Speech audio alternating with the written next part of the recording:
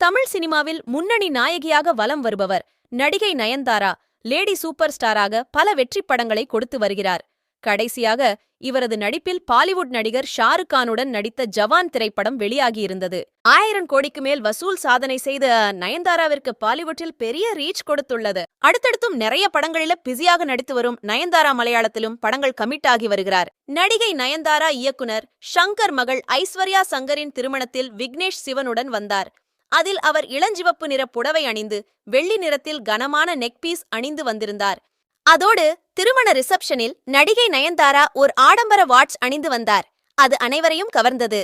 அவர் அணிந்த watch Rolex ஐஸ்டர் perpetual, பர்டிசாஸ், pink நிற dial மற்றும் சிப்பி பிரேஸ்லெட் கொண்டது. ஆயிஸ்டர் ஸ்டீல் என்ற உலோகத்தில் தயாரிக்கப்பட்ட இந்த வாட்ச் எப்போதும் மினுமினுப்புடன் கண்களை பறிக்கும் அழகுடன் இருக்கும். இந்த ஸ்டைலிஷ் வாட்ச் விலை 5.30 லட்சம் என்று கூறப்படுகிறது.